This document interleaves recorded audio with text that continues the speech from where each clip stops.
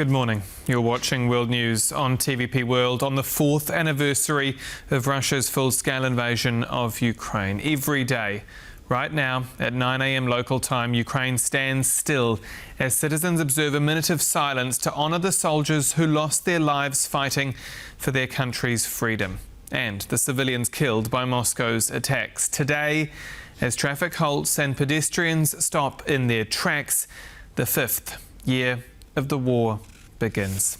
And joining me live from Kyiv now is our correspondent, Don Arleth. Good morning to you, Don. You're on the ground at Commemorations. What can you tell us? Yes, good morning there, Aaron. So, of course, we've entered the 5th year of this horrible war. Commemorations are just about to get underway here in the capital, the Maidan Square.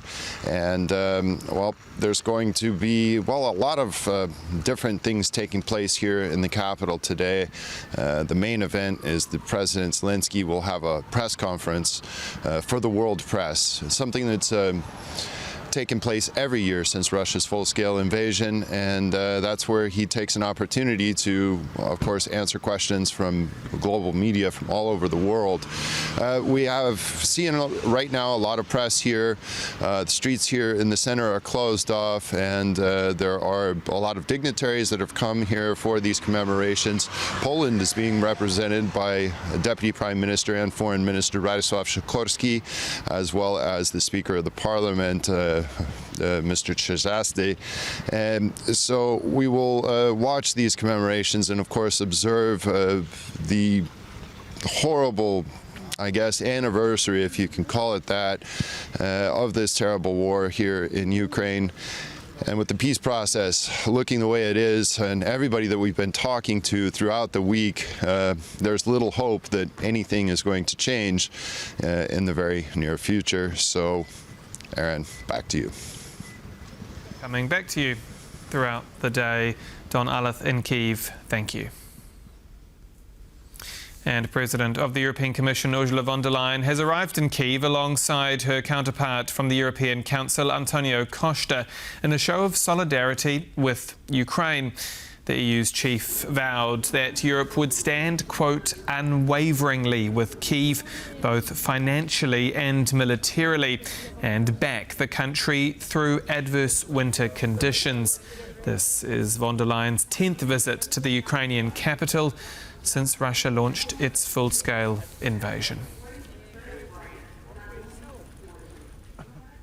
And as the country marks 4 years since the start of that invasion, Ukrainian President Volodymyr Zelenskyy says that the country's people have not allowed anger to consume them, instead transforming it into strength. Today marks exactly 4 years since Putin vowed to take Kyiv in 3 days. And that really says a lot about our resistance, about how Ukraine has been fighting all this time.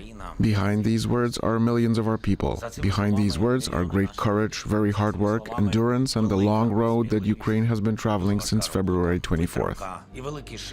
1,460 days of full-scale war.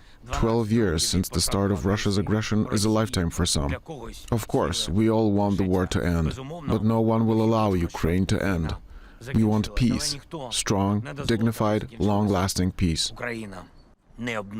That is why there are so many rounds of negotiations and battles over every word, every point, and every real security guarantee, so that the agreement is strong. History is watching us closely. The agreement must not only be signed, it must be accepted by Ukrainians. Ukraine's former Defence Minister Oleksiy Reznikov says Russia plans to hold a victory parade in Kyiv within 72 hours of its full-scale invasion 4 years ago. In an exclusive interview with TVP World, Reznikov revealed his belief that Vladimir Putin's war against Ukraine was in part motivated by the defeat of his presidential candidate in 2004 during the Orange Revolution. I believe that Russians had a plan to occupy Kyiv during 72 hours. But there's a nuance. Russians had a plan, but Western world intelligence and politicians believed that Kyiv will fall during 3 days. But it's a difference, because in Ukraine, we didn't have the same plan to give up. Because we have only one way to fight, to survive, to protect our lives. As you know, 4 years after the full-scale invasions, but 12 years after the war, because war started in 2014 in Crimea and Donbass, and we're still fighting back. In the small village Dmitriivka, you can check it, it's on a Lviv direction, we found 15 Russian tanks and infantry fighting vehicles burned out, destroyed totally. It was 2 Ukrainian tanks, cruisers, equipages. They hit them. And I saw personally the corpse of the Russian soldiers inside and the stocks of the uniform for the parade. So they really planned to marching with the parade in the Krещатик street in Kyiv.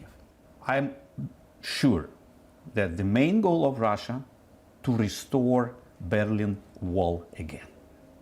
It conquer Poland, Lithuania, Latvia, Estonia, Slovak, Czech, Hungary, and part of Germany. So Ukraine for them, it's a next step.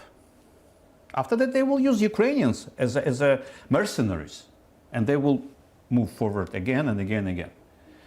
So for them, yes, they need, and also they really plan to occupy Ukraine or come back Ukrainians to the empire was my understanding, my personal opinion, was born in 2004, Orange Revolution period, when Ukrainians didn't agree to have a proxy of Putin candidate to the President Yanukovych. Yeah.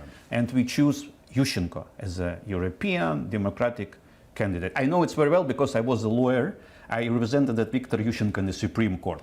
With my colleagues, we won this Orange case, and President Yushchenko became a president. So I know that times very well. So I think that Ukrainians staying on the Maidan with the orange flags, with the pro-European ideas, humiliated Putin personally and his team. And war started in 2004. So this is continuation. In developing news now, and Slovakia has cut emergency power supplies to Ukraine in response to a halt of oil deliveries through the Druzhba pipeline. Ukraine has moved the date for the resumption of Druzhba deliveries to February 25th, Slovakia's economy ministry said on Monday. According to Bratislava, the country's oil pipeline system operator Transpetrol was informed of the date change without any explanation. Earlier this month, Slovakian Prime Minister Robert Fico accused Ukrainian President Volodymyr Zelenskyy of deliberately halting Russian oil supplies through the Druzhba pipeline. The pipeline was damaged in a Russian attack at the end of the month, Ukrainians say, but according to Fico, it could have already resumed normal operations. Slovakia's only refinery, Slovnaft, is currently operating thanks to the release of strategic reserves by the government. Beyond the headlines, stories have emerged of Kyiv's resolute fight and the soldiers who risked everything when the Kremlin's forces crossed the border. Anastasia Yanchenko sat down with Ukraine's defenders. 86 days of resistance under relentless Russian siege and bombardment, outnumbered 5 to 8 times, 2,000 Ukrainian soldiers from Azov Brigade defended the city. Stanislav was among them. On April 15th, during a breakthrough attempt, he was severely wounded in an artillery strike in front of Azovstal. About 100 of us took part in the infantry assault on Azovstal. I remember the shelling, so loud. Then I saw my hand was almost torn off, hanging by a tendon. I asked a comrade for his small knife and cut it off myself.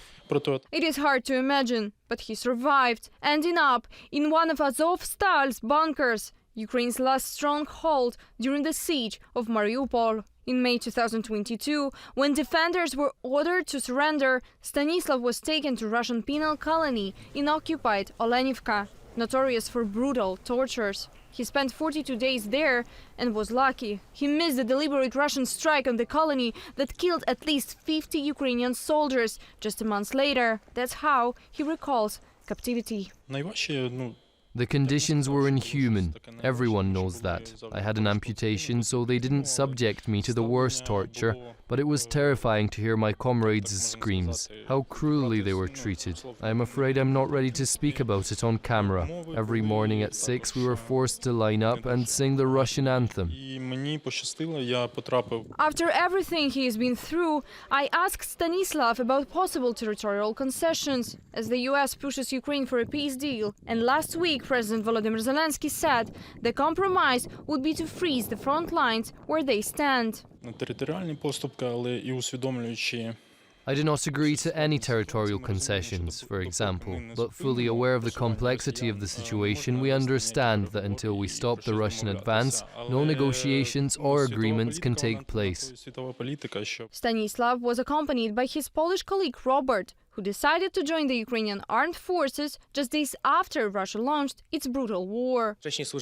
I previously served in the Polish army and felt strong enough to take on such a task. But above all, what motivated me to go to Ukraine was seeing women and children crying in the streets. It was at that point that I made my final decision.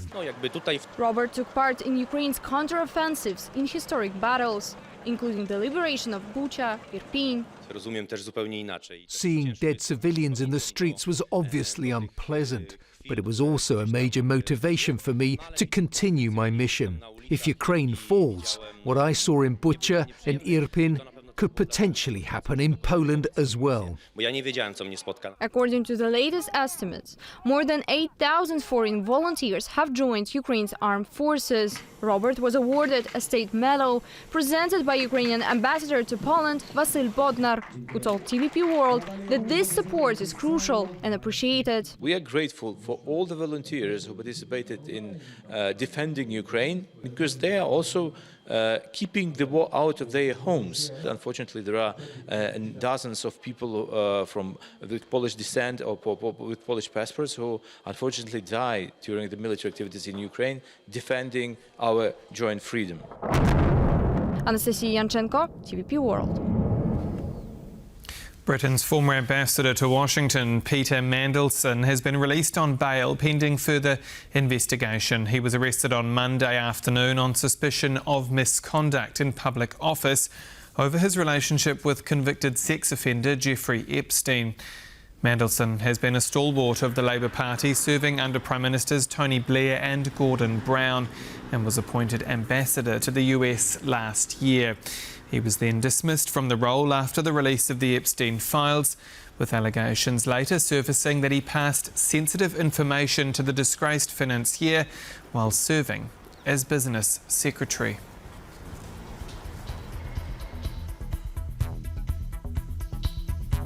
And that's the latest world news here on TVP World. Do stay with us on the hour. I'll see you then.